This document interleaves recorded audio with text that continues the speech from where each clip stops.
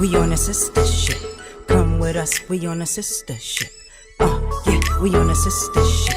Roll with us, we on a sister ship. Sister ship, we got this now. Come on, let's talk about it. Sister ship, we got this now. Come on, let's talk about it.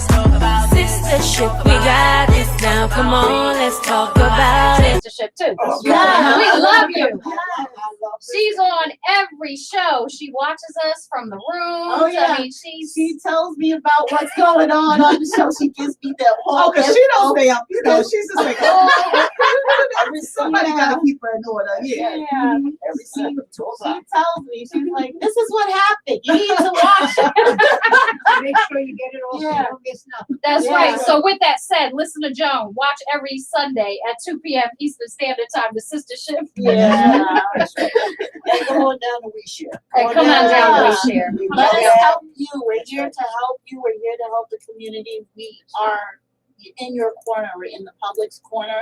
We want to bring our people together. We want to unify people in the right way and get people to care about one another. Stronger together. Stronger together. Always. Yes. Always. So please don't be afraid. Come down. Care if you're butt naked. You need clothes. Come to the office. Come. What's my line? Bling, but naked on Main, right? Naked on Main. I got some bling. Yeah.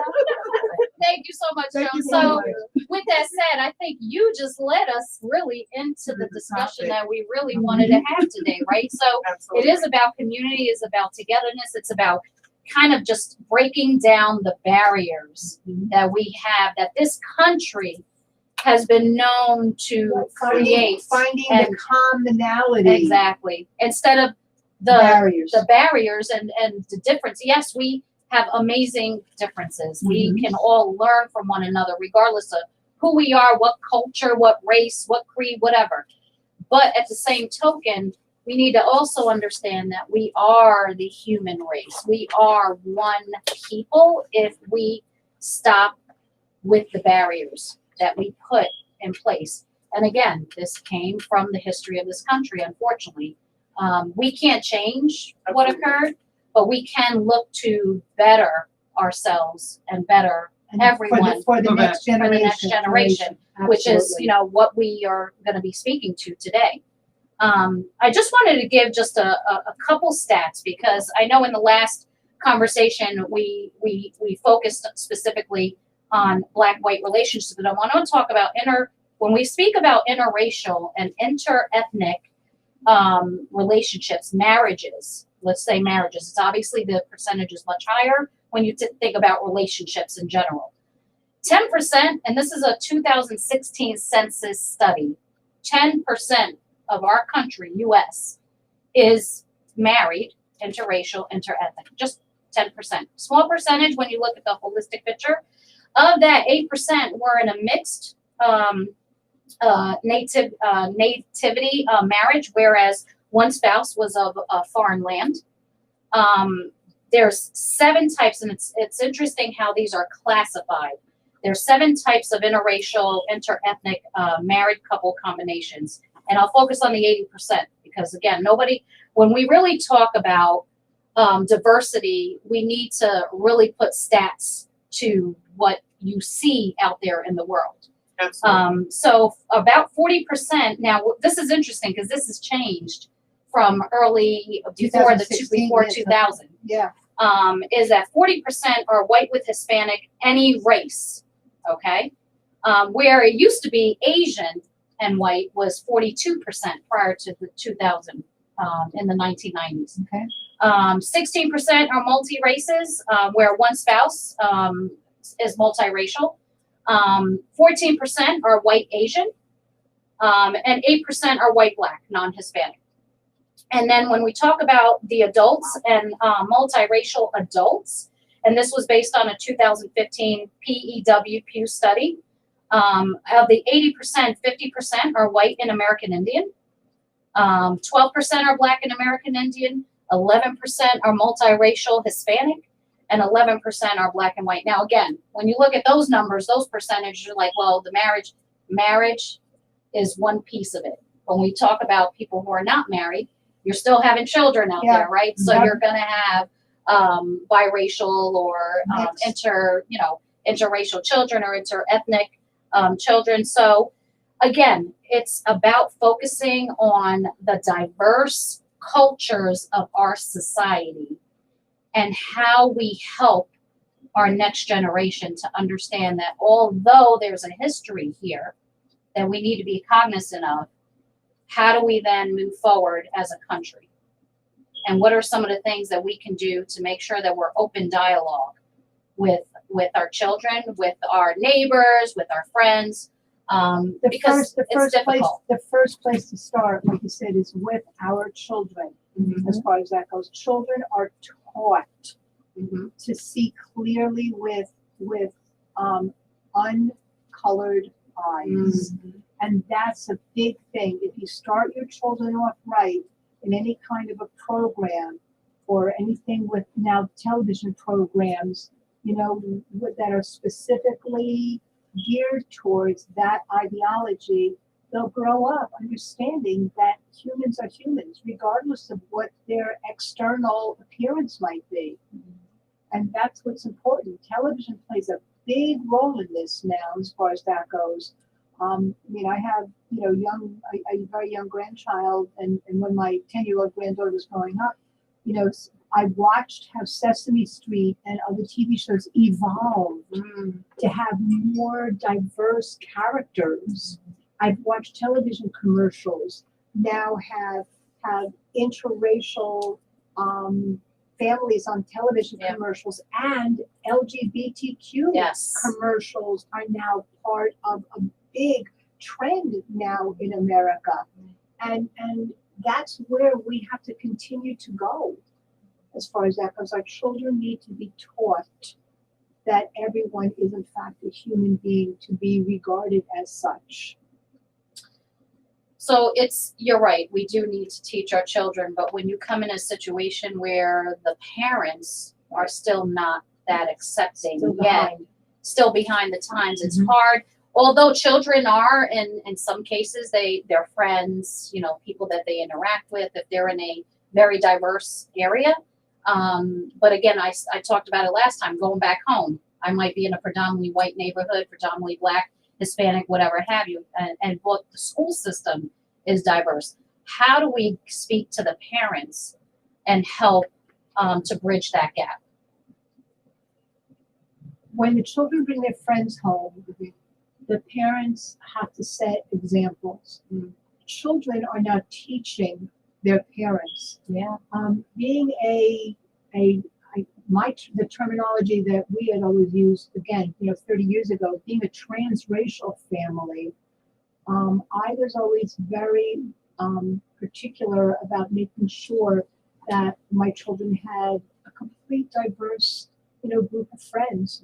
I never specifically noted anybody that was Asian or was Black or was white or was Christian or was Jewish or was Muslim or something like that. My home, because here in this county, being a Jewish family is still a minority here in this county. So my children brought many of their friends to our home for Hanukkah. They're now 31 and 32, and we still have adults, 32-year-old adults, who still come to our home for Hanukkah, remembering when they came when they were little children. I never emphasized at all that my children were of a different ethnic background. What I did was I tried to educate them on the religious niceties and some of the different foods and different things that we did. And then other families from other ethnic backgrounds did the same thing in school. So it became a learning process for the children who then brought it home to their parents. Most of the time, children know how their parents feel, and they're very sensitive. And a child will not bring home a friend who may be victimized or subject to any kind of negativity from the parents. And children are now teaching their parents. And our generation of parent, or your generation of parent, because I'm older than all of you, kind of thing, are seeing a new way, are really seeing a new way. The music is a big thing. Children now don't see music as identified as either black music Right. or Right. white music. Right. You know, it's country music, it's rap music, it's hip hop. That's just it. Yes, hip hop is. I will say hip hop is not dead. You know, and things like that. So what's happening is that there becomes a blending of all of these, and it crosses, and it's like waves going into each other, and there's nothing that's separated. Therefore, there's nothing that should be segregated. And that's where we're at with all of this. Certainly in schools, there used to be, for example, they used to have special needs children in their own school, in their own classroom, in their own program. Now there's inclusion. So special needs children are included in education across the board, generalized. So it's not like a child is going to be pointed to and say, you know, you can't come in my class because there's something different about you. And that's a wonderful thing. And that's where, again, we still need to start with our children. It's you know, when we think about hate is within your own. Could be in your own race, could be in your own culture. You know, I laugh because my parents, you know, come from Italy. I'm a first generation American. And there was always the North and the South. It was never about race, right? It was always about just the culture, the differences in people. Sherry, it's I remember a conversation the last show we had, we talked about, you know, your children, and where your mother came from, and it was, if I'm not mistaken, it was England, right? Talk about kind of, you know, your getting brought up the way you were. Your mother came here to the States, obviously from England, correct? So how was your upbringing? Because I know you talked about where you came from and things of that nature, and what's home to you, and how do you view the whole perspective? My mother comes from England, but my father's American. And my mom dealt with a lot because she's interracial. So back in the 40s, they had what they call a whole thing in Europe, little brown babies. So you could pull an article up and you would hear about all the wartime babies that was created during that time. My mom happened to be one of them. Her mother's family disowned the mom, told her that they would completely disown her if she kept my mother. So do you know that the black air pilots, they were called night flyers. They were referred to as night flyers. I didn't know that. Yeah. It's a lot of history that we don't know. So, I mean, but and as much as it is, we also talked about how when she came here, she had a rough time because my mom happens to be like me, or was, God rest her soul. She was like I am. My mom had straight hair. It was soft. But I think a lot of times people don't realize with multiracial, you could be in a place where sometimes you're not accepted on either side. Whatever your ethnicity is at that time, because it's not always a black and white issue. Right. But you have cultures that believe in sticking to their own.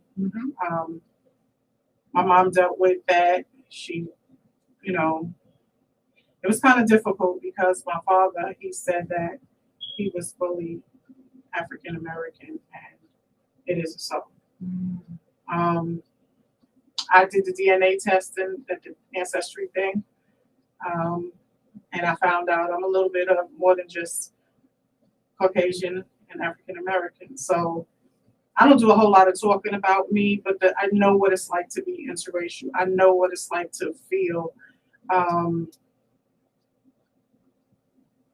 left out or not included. Yeah. It's a little bit of different. It's different. When you're left out, it's one thing. When you're not included, you know, it's a nuance, but it's still a feeling as far as that goes. So for my kids, their father happens to be African American and Native American. Mm.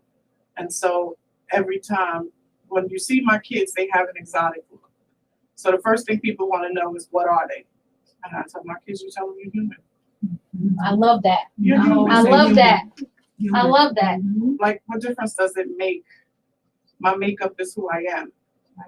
So prior to the show, we was having a conversation, and in the conversation, what we have to realize is people are people at the end of the day. All the time. Right. And so, with that being said, people think that it's always a black or white issue. Well, if you look at the news now, it's the vaccinated against the unvaccinated. Yeah. So, what they don't realize is that the media is the ones that's building up the 1%, the green people that live in that 1% of the nation. It's all about the money for them. Yes, it is. It's all about the money. They're going to sell their products, how they sell them. They're going to divide where they can divide, because they say to divide is to conquer. Right. And so right now, the goal is to divide us one way or the other. My children, when my children were growing up, I've said it on a couple of other shows, I didn't raise my kids to see you as a white person or a black person. I taught them to identify you by maybe what you were wearing. Oh, the lady over there with the glasses. Which glasses? The red glasses, Mom? The girl with the red hair? And when my kids were growing up, they grew up in school here, and the kids would come home and they'd be like, do you know Michael Knight? It's like, wait, what? But the children called their friends by their full names. And I did not get it for a long time. You know, they would come in and they'd be like, that's how they would identify. But my kids didn't come in and say, well, you know, the one that's that color or that color. It's actually the children that teach you. You ever watch your kids when they're in the store? I used to take my children in the store. Well, pre-COVID, of course. Well, pre-COVID. But you would take your children into a department store. And whatever you were doing, if you had your kids sit on the side, they would make friends. Always. And that was what they identified them as, their friends. Yes. And they would sit and they would play. And it wasn't until the adults got involved that the separation came. Yes. So it's really definitely about the children teaching. Yep. The generation that followed, my children's generation, they didn't see, again, they were calling each other by full names, but they didn't see the differences in colors until it was brought to their attention. Correct. They knew about it. Right. They knew it existed. They knew that there was a divide in the country. But it had no effect on them. But it didn't bother them. It wasn't until the adults got involved. Now, ignorance is bliss in the world today. And the one thing that we don't have to do is advocate for it. We don't have to continue with it. Your choices are your choices. Right. You don't get to decide who you love. And you don't teach a child not to like somebody based on an ethnicity that they have no control over. My granddaughter is 4. And my granddaughter came to me one day. She was sitting on my lap. She grabbed my watch. She hit my watch button. She said, Siri, how do you say eyes in Spanish? And it said it, and she repeated it. And everything she wanted, she hit my watch to get Siri to tell her. But she told me, Grandma, I want to learn Spanish and French. She's 4. Like, I got a 4-year-old granddaughter that's sitting here deciding she wants to learn different languages. Be able to communicate. Right. I couldn't figure out how huge that was until she sat with me and we listened to her saying the colors. She's counting. When now she's at 15. She wants to learn the days of the weeks, the months. And then she's saying, Grandma, how do you say tree? She said, now I have to say it in French too. So she kept saying, I went into the store with her to Target, and they have like an English, Spanish word card thing. And She said, I don't want to speak English. I need to learn Spanish. I said, well, you speak English now. She said, so what is the language that we talk? I said, we It's speak. actually American. We speak. Well, for us, we are Yeah, told it's right, English right. because it comes from England. Right, Right. So, English, yeah. It's American English. so she said, oh, okay, then I can get that then. So I'll let you buy that from me. Really Yeah. quickly, what I want to do is ask people to call in because I'm Yes. sitting here going over social media, and what's happening is on Facebook, and a lot of people don't know that different groups. So you can go in one group and they're chatting, you can go into another group and they're chatting. So I was trying to find where Mama C was because Let's put the her. number out there then. 888-304-4401. And I found her on another chat room. And I'm like, oh, there she is. So when you're watching us on Facebook or social media, there are different rooms going on with different stuff. So Right. sometimes we That's miss you.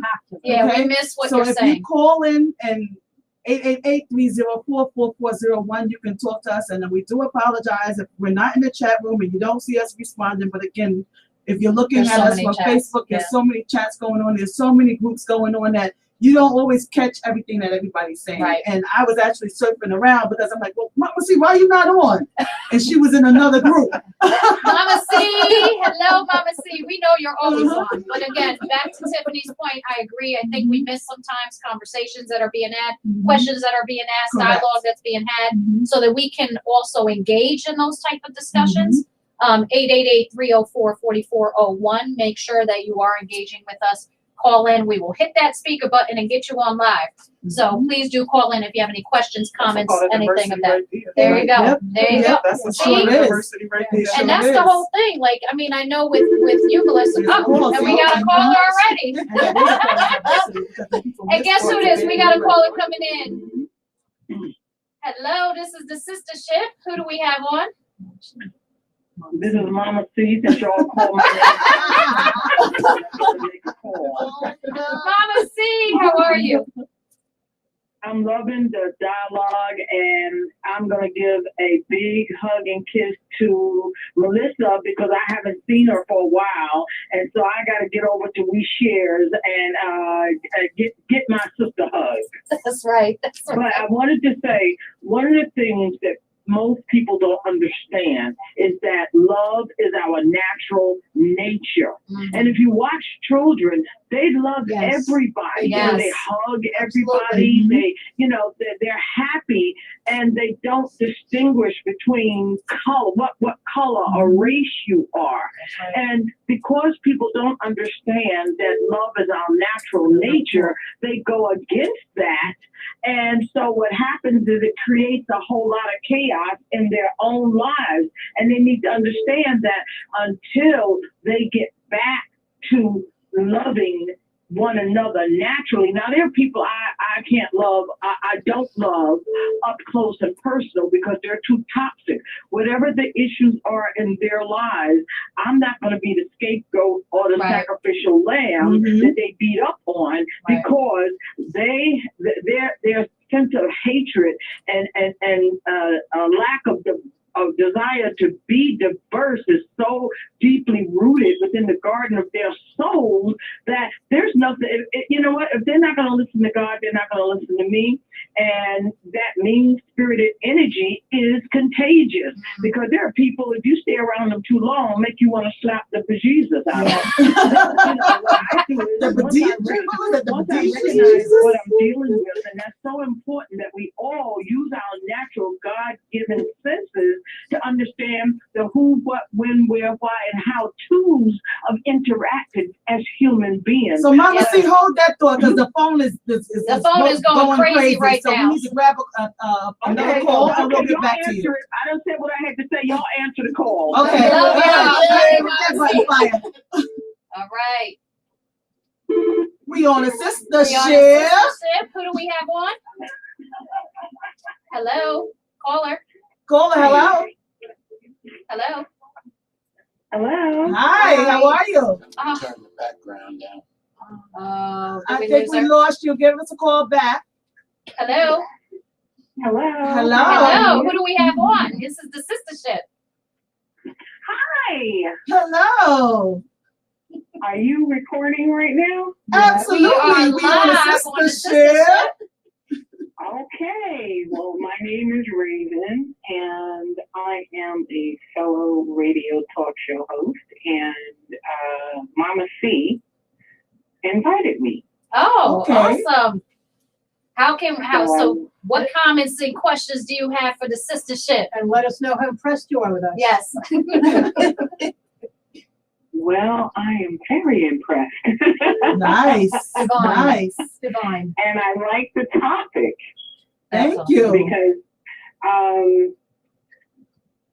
what happens when you have a mother that is extremely fair-skinned? My mother was extremely fair-skinned, and people thought that she was Puerto Rican, and I had a woman, I can say her name, Miss Coco, said that my mother was Puerto Rican, and I'm like, my mom is not Puerto Rican. One day we went up the elevator, and she approached my mom, and she said, "Is you a Puerto Rican?" And I'm like,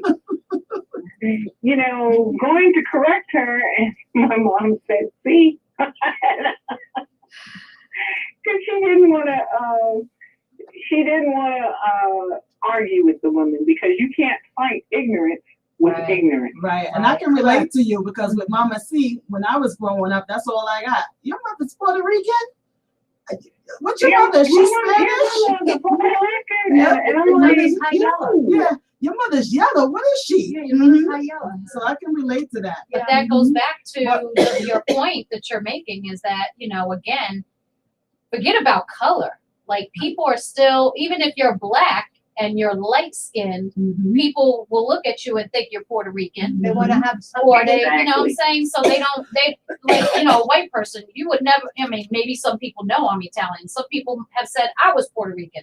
Some people have called me all type of stuff, and it, again, color does not necessarily mean it is your culture. Different. Exactly. So. Because I am a combination of things. My mother is Native American. And there's more than the Cherokee. Everybody is Cherokee, but my mother was black. Well, we thank you. And my father, he was half West Indian and half black. Goes back to the percentage I was talking about. I have a crazy salad in my bloodline, and I've never questioned it until adults. Right. What's natural to us growing up is not pointed out as something different until an adult points it out. My family, like I said, is this rainbow tribe here, and we are the forerunners of this transracial, mixed racial family here in Monroe County. And and there are more families like us now than there were 30 years ago. And I had to research and find other families to point to my children to say, hey, there are lots of people who look just like us. Yeah. And it wasn't until don't forget the recessive genes. Yes. Yeah, and it wasn't until adults started to point out the differences as opposed to the similarities and the commonalities between us. Our children have no problem making friends in school nowadays. And like I said, you now have little children that are seeing things on TV that are showing them. We have another call coming in. I'm sorry. We have another call coming in. Thank you so much for calling in. We appreciate you. Keep listening to the Sistahship. Thank you. All right. We got so many calls coming in. Hello. We on a Sistahship. It's Kalima. How are you guys? Oh my God, Kalima. Oh my God. We're getting so many calls. I love y'all. Ladies and gentlemen out there, if you're calling in, keep calling. We're going from call to call. We're trying to get as many people as we can get in. So I apologize if we have to cut any conversation short. We're trying to cycle through these calls. Kalima, what you got for us, honey?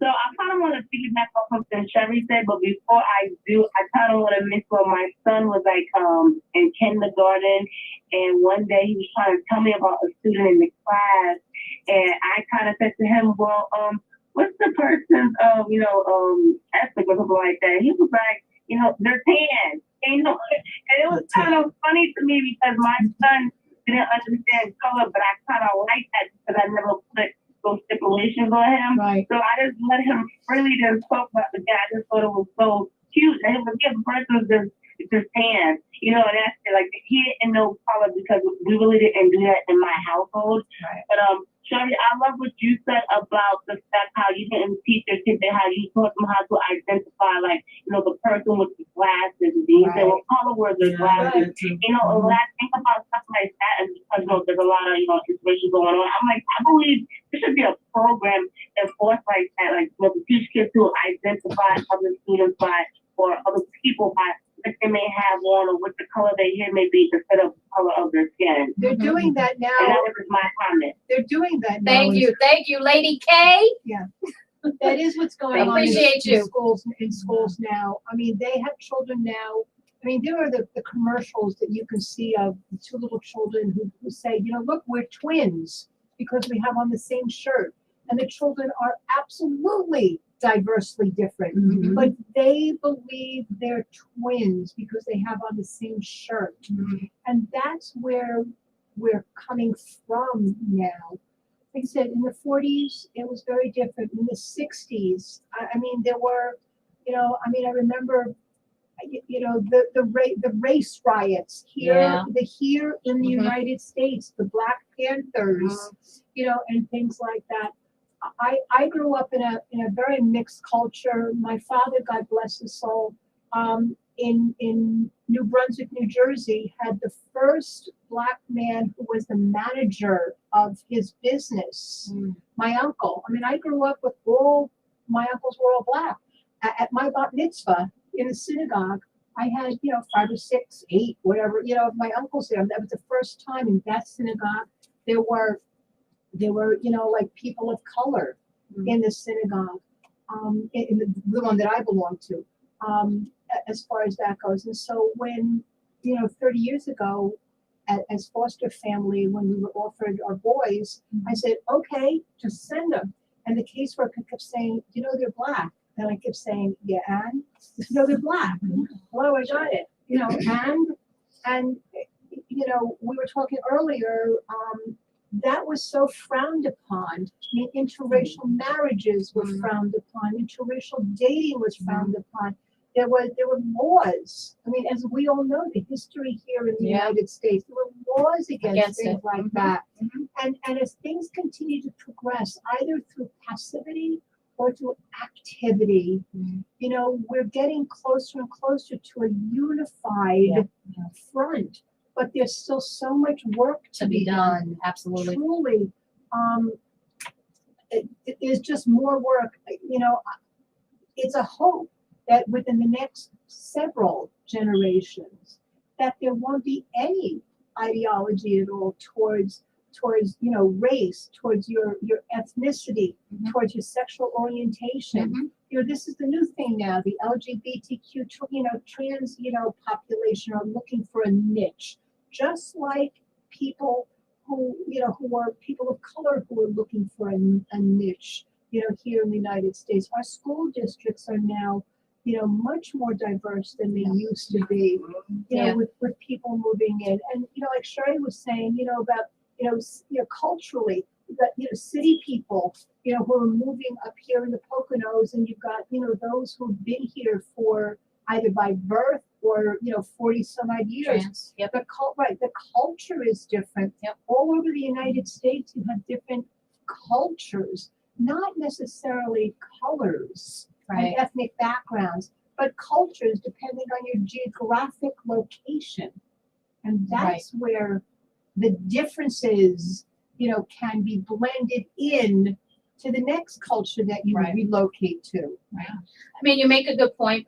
The one thing I don't want to discount is your cultural history, Mhm. right? Because I think it's important, especially for children who are multicultural, They need to know where they come they from. need to know where they come from as Right. well, right? So educating them doesn't mean only saying, we want to identify differently than we have in the past, but also understanding where you come from so that people understand the different cultures and how we Learn are and and melting respect. and respect each other, Right. right? Because of those differences. We know in school growing up, somebody's got glasses on, somebody doesn't, they're going to poke fun at somebody who's got glasses. So just imagine, this is not, to your point earlier, this is not just about race or just about it's the differences and the diversity in people. And we need to educate everyone on that. I think that sometimes people forget that it is the differences that make Makes us us- such a unique, Yes. the community is so unique where we live. It's funny because I was talking to my sister this morning and I was like, oh man, I forgot to go to the store. And she said, why? And I said, because I was going to get all this different color sand and put it in a bottle and let you see what that creates. Like the beauty of mixing things. My granddaughter's learning to mix colors. She wants to learn different languages. But if you put pink and white, pink and red, you get pink. I mean, Red and white. red and Yep. white, you get pink. You get the different colors when you mix them up. But different cultures, it's the beauty of your culture that I may not have known anything different than what I've learned But by that's being there. right. But the learning is now, it's being presented that way all over. Like I said, TV commercials, books, Facebook, different things. I mean, there's always, there's on Facebook has, the hands that go all around, all different shades of skin. Makeup companies no longer just have a skin tone called flesh, as far as that goes. What is that? What is flesh? That was supposed to be way back when. Way back. Except that's why I'm the oldest one here. I mean, I can remember trying to get things here in the Poconos 30 years ago, for my children. I had to go to Philadelphia. I had to go to New York.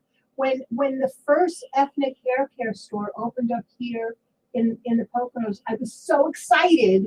I walked in the store. I knew exactly what I needed. I needed a 2B.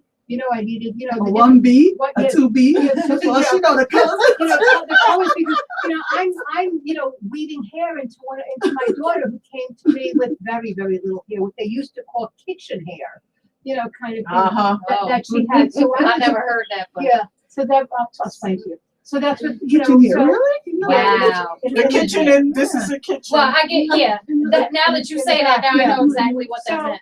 and I walk in there and the proprietors are looking at me like, why does this woman know what she's talking about? Kind of thing. Yeah, why should you? And why should I? And the thing is that all the years that we're doing foster care and adoption, in fact, that 35 years ago, I started a program here in Pennsylvania at the adoption conferences and the foster care conferences to try to educate white women when they were taking care of ethnic identified children. And I still get phone calls from people, which is a good thing because I want people to ask. I want them to understand. I want them to learn. Not everyone is to be treated the same, but everyone is to be treated fairly, right? And to be treated according to what their needs, so that their needs are met as far as that goes. And we now have, like I said, churches and mosques and synagogues and schools and library boards and programs such as We Share, where it is culturally diverse and people are bringing their identities with them to share. Not to show that it's something far superior, but to share for education. We're going in the right direction. Yeah, we definitely. We're really going in the right direction. It's still going to take several generations, to get it through.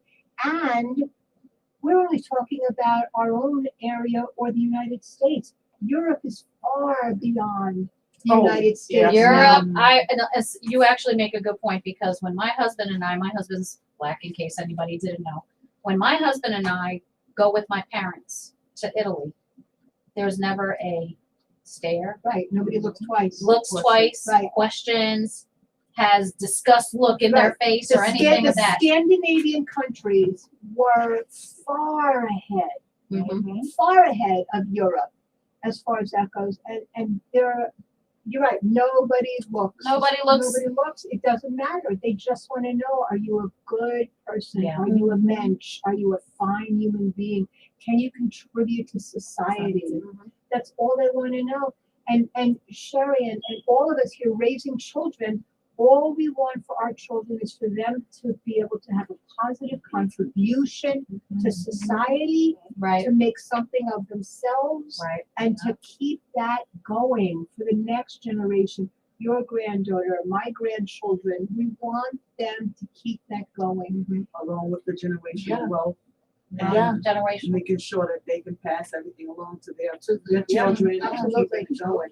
Because we always ask the question really quick. We always ask the question, well, how can we change it? 'Cause How can we change? Right. Because we're always talking about the topic. We're always talking about interracial, black, white, and it's not a black and white thing. But I Right. think the best way for us to go about it is doing what we're doing right now, Conversation. which is the conversation, Right. which is we shares, which is the sistership, and we continue to go forward because we're going to have a lot of people who come at us and they wait a minute, the negative part. Oh, come But at us a lot. all the time, but all we can do is just keep pushing forward. Yeah, right. But what we are doing now, stronger together. I always say that stronger together, so that we can show, look, this is really what we want. So okay, it's not black and it's not white. We're tired of talking about it. We need you to change. Yeah. If you're going to continue to talk to me about it, I don't want to hear it. What are you going to do to help? Either you're going to get address. in, Yep. down and dirty, Be or supportive. you're going to shut up. Yeah. Be supportive. And let's be clear. People's preferences are their preferences, Mhm. right? And there's nothing wrong in having a preference in what you Mhm. want in your life.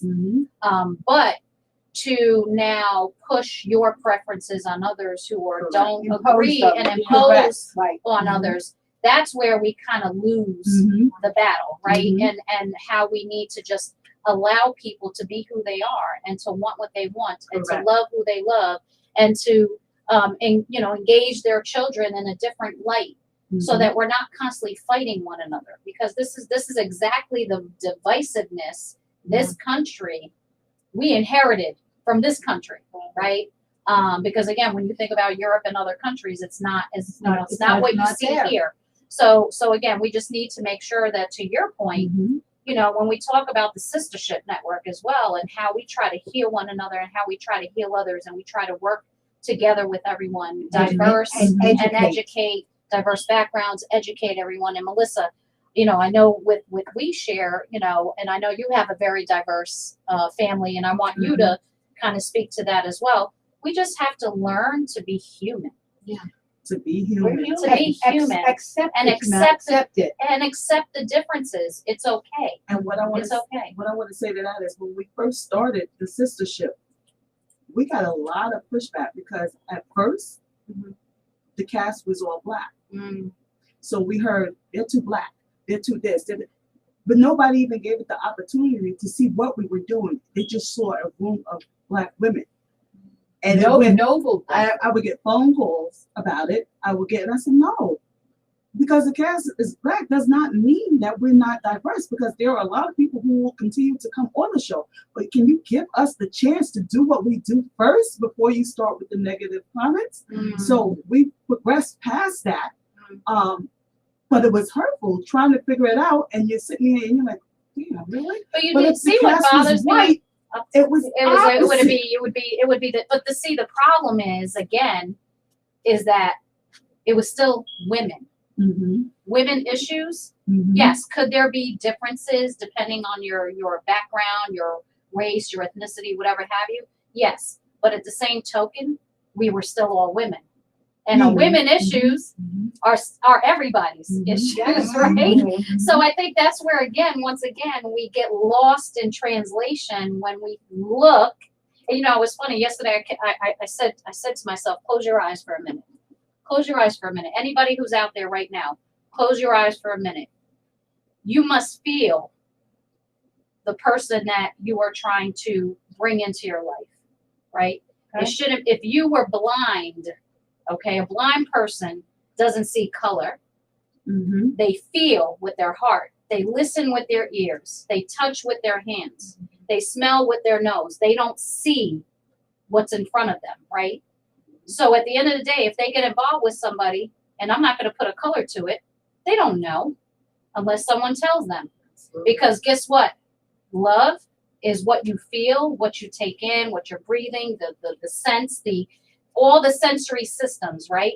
And you're not looking at it from a color perspective. And I actually physically did that to myself yesterday because I kept thinking about this subject and the topic that we're talking about. And I said, if I closed my eyes and saw nothing in front of me, what is it that makes me want to be with a person? And that's like I said, that's what this generation is doing. Mhm. They really are. Yep. If you listen carefully to, like I said, to Sherry's granddaughter, to my grandchildren, to your children, if you listen to them, that's what they are doing. And They are. they are. They're not closing their eyes literally, but what they're doing is they're just not seeing things in the same light that we did until someone points it out. And then when someone points it out to them, most of the time, it's been my experience, they look at that person, they say, yeah, and? Yeah, You know? yeah, exactly. So, And like I said, so there's a difference, but there's a difference between someone's right-handed and left-handed. Absolutely, Yeah, I wonder absolutely. I wonder what kind of, child will have it. Will they be right-handed or left-handed? Nobody's going to say, will they be, dark-skinned, light-skinned.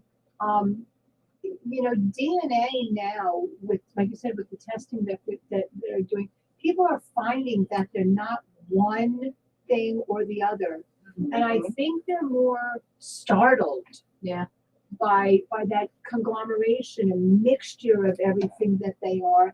And it completely blows up their egotistical, idea of who they are. yeah. And that's, it's a good thing.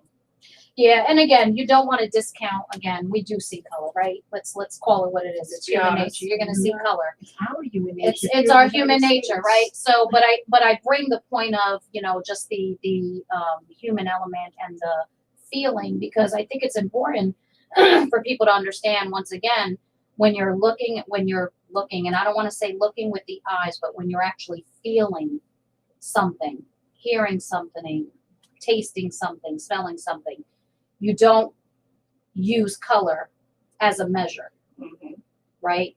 So, not as a measure, right? So I think that's where we need to come from. So, and Melissa, I know she talked about We Share, but she's got a very diverse background as well, and I want her to speak up on kind of. So, I've been on multiracial, and I have been exposed to people when I was younger, picking on me, calling me names. My mother, she's Jewish, she's Ethiopian, and she's Asian. Wow. So she comes from a diverse background. And then my dad, who's Italian and Japanese. Dad's Italian? Yes. Yeah. Yeah. He's mixed with his own batch of All stuff. right, there you go. So it's like when I had to go to school, and my mom, who's dark skinned, she'd come to school and I'd get picked on. Nobody understood that was my mother. That couldn't be your mother. Yeah. She told me a story when I was born, when I was in the hospital with her, and how they told her that I couldn't be her daughter. Yeah. Because of the color that I came out. And it's like there's a lot of barriers that people create, and a lot of ignorance people create those barriers and those dislikes and those false type of pretenses that need to be erased and rethought of. But they're unhealthy patterns that people are doing right now to each other. And to speak on when you were speaking, Sherry, about just even the COVID, the unvaccinated, vaccinated, that creates a undertone there for people to become haters to the unvaccinated or the vaccinated becoming haters. It's even now when you walk in a store, you get people that say, people look at you like, why you don't have one of like those? they're giving you the Why you wear the mask? So it can the that kind of thinking is very toxic, and it could be brought up in any type of way, and we need to stop eliminate that and think from a soul perspective. If we have our bodies here, what do you have? A soul that is, you can't see, it's transparent, but it's there.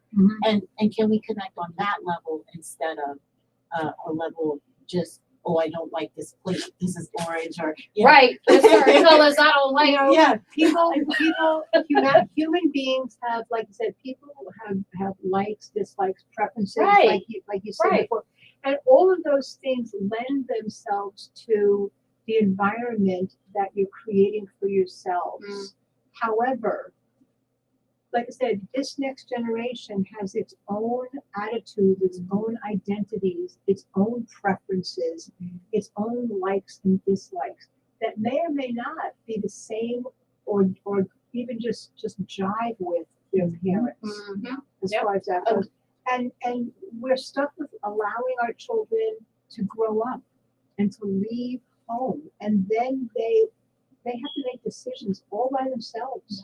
They can call for advice. Khalil Gibran in his book The Prophet, the chapter on children talks about that you can be the bow that you're shooting your arrow, the children into the world, but the children are going to find their own way.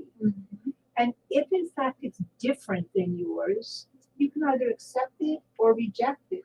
But what you're doing is you're accepting or rejecting the child that you raised. Yeah. Well, what's driving this big change is you have social media. Oh, Right. Like there's more influence from outside sources versus we didn't have that when we were growing up. Right. A whole diverse network of phones, and you and can that's look what I up was saying. stuff. Television commercials now, I point out all the time now on commercials on TV that they're now incorporating LGBTQ, families in commercials. Yep. We just went to see a Disney movie, and my 15-year-old daughter said, "Oh, the reason why so and so didn't accept the proposal of marriage was because he was in love with another." And the nuance there was such that if you heard, she picked it up immediately, that this character, was not interested in marrying a woman, had a love for an other person, and that the only member of his family who accepted him was just, an older sister that he had. But I mean, it was terrific how it was portrayed in Disney. Disney also was the first national and international production company that had princesses that were not lily white. And that was specifically for children. Yeah. And so we are teaching, we are training, and you're right, Melissa, social media is what's going to make the biggest difference in our world. Because parents, now if you look at our parents and our the parents before that, they're kind of like fighting against everything. They're like, that's taboo, that's this, you can't do that, because they were brought up in a certain era in a certain way, and they don't understand that now we are, being influenced by, we can look up certain things and know if this is true or not, or if this was something that happened, and why you shouldn't think that way because this is what happened. Like there's a lot of things now coming to the surface information wise and being put out there for everybody to look at it anytime. Our children are challenging us. And they challenge that now. You're absolutely right. Absolutely. And we saw this over the course, and I have to agree with you. When we saw this, I don't want to keep bringing it up, but when we think about what happened with George Floyd, right? Absolutely. Think about the protests that occurred. You had a very more diverse than we've seen Anywhere, any in generation. a very, very, very long time. I mean, and my husband and I talked about that. It was like, look at this. This is the younger generation coming out and speaking out and saying, enough is enough. enough is enough. Listen, Woodstock, Go back to Woodstock. Teenage wisdom. I mean, Woodstock also was one of the first, non-organized, cultural events, and no one was interested what you were, just that you were a good person. You came to hang, you came to to listen to the music. Smoke a little pot. And, you know, and just enjoy the music. And that's really what's happening. I mean, people are coming together just because they're coming together. But I also believe that people are being mindful. I mean, let's just keep it real. We're all sitting at this table. At some point, we have been conditioned. We've all been conditioned to certain things, right? I think we just have to be conscious of when we are thinking negative. Right. Yeah. Because I'll say with Melissa, we were all at a meeting, right? And she was talking about being multiracial, and she said, "I'm Orthodox Jew." And because of my conditioning, she's black. Right? And then I had to back off and say, wait a minute, that's the stinking thinking right there that we have to be mindful of so that we can move for it. But because we've been conditioned and we all have those we all have it in us, that sometimes we challenge our own selves at what we're thinking because of how we've been conditioned, right? So sometimes I have to stop myself and say, no, that's wrong. Or even you brought up about the parents, right? The way my daughter does things, I might not necessarily agree with them, but it's changing. So we have to be mindful that the world does change. So my mom probably doesn't agree with some of the stuff that I do, but it's changed. So now I'm like, oh, damn, I think I'm turning into Mama C. Because when my kid is doing something, I'm like, why is she doing that? You know, are you really kidding me? Yeah. But realizing that that's how the world is evolving, and that's how kids are evolving. That's why we had all those people come out for George Floyd, because they're like, okay, enough is enough. Enough is enough. Right. So when we start thinking, we have to bring ourselves back to why we're doing this, right? And we got to understand that's the powers that be. And when everybody knows that, that's creating this divisiveness that we continue to perpetuate. And I'm not saying we personally continue to perpetuate. And if we don't stop it, don't stop it, it's going to continue. Our children are not going to allow us they to won't. continue to perpetuate it. They're just not. Right. They want a different world than what we have presented to Mm-hmm. them. Just like in the 60s, we wanted a completely different world that we had grown up in. And, you know, that's where that revolution was. And every generation or so brings a revolution to its culture nationwide. It may not be as evident, you know, in different places here in the United States as it might be in more, citified type areas, but it's changing.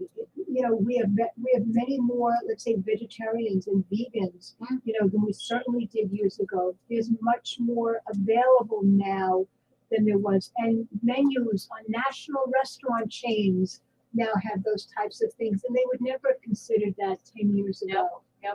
And this is why a good leader knows when to lean back, because of evolution. You need to let the next generation bring forth what is going on, right? Absolutely. And what happens is a lot of people try to hold on, and they want to hold on.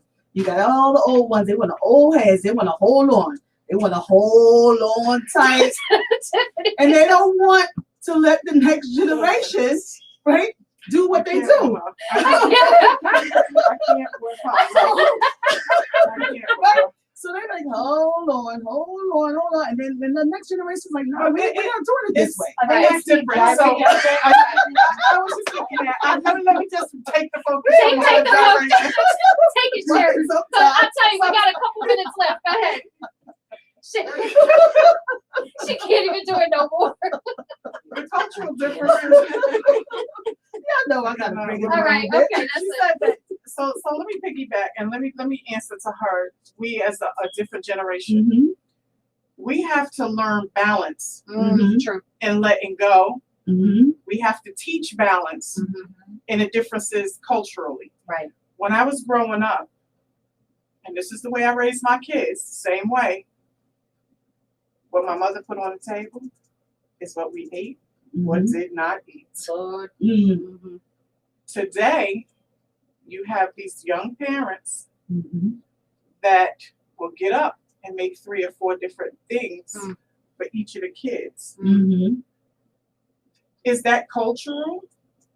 Or is that bad parenting or different parenting? Because sometimes we try as parents, I know me as a parent, I sometimes try to tell my kids certain things, right? And then I have to hear, but this is a different time. This is a different age. You can't do it this way. Mm-hmm. But as a parent that feel like I was successful at parenting, say exactly that. But I raised you. Mm-hmm. And in the process of me raising you and teaching you, not only did my son learn how to cook and clean, but my daughters learned how to cook and clean and survive and do independence. All of my children have worked since they were 13 years old. Mm-hmm. All of them are college graduates now. All of them are my son will soon be a parent, but they'll all be parents. They are educated. They are productive human beings. So sometimes as a parent or a grandparent, I want my children to take my lead. Mm-hmm. Like I led, and now I want you to see what I did and see if, because it worked for you, Right. that you could just adjust it to you, Right. not necessarily do exactly what I did, but do what works for you because you know your children. And respect that. The essence of the lesson. That's what it is. Right. Mm-hmm. And I know we are literally. I think this was a great conversation. I Mhm. loved this dialogue. I thank you all. We are up out of here now. So with that said, I want to thank Marcy here, amazing, the Queenager. We have Tiffany Copeling. We have Lady Wisdom, Melissa Reed, Joe Collier, Genesis Radio, the Sistahship Network. We want to thank you all for joining us today. We are on every Sunday from 2 to 3:30 Eastern Standard Time. The first Sunday of the month is the Brothership. So please make sure you join in. And also the last Friday of each month, we have Queenager Wisdom at 8 p.m. Eastern Standard Time, where you will hear Mama C and Cassandra Mack. Is that correct? Cassandra Mack is another person that's in the group. Another we person also that's in the have Miss C. Miss C. So it's Mama C and Miss C. And Miss C. Right? Joan is gonna tell us better than we tell our own selves, right? So no, you got that wrong. It is Miss So C. anyway, with that said, I want to thank y'all for joining us today. Again, love is love. Let's open our eyes. Let's open our hearts. Let's, again, stop turning the blinders on here. And let's make sure that we Share the goodness of ourselves. Share the goodness of ourselves and the diversity of ourselves. It's okay to be different, but let's love one another as well. And I think we have to continue this on with like a part, 3? Oh, I think we need to because continue. Marcy had something about that you didn't even get a chance to read. I know. And we need to talk about We it need as to well. talk But about that. we're on the Sistahship.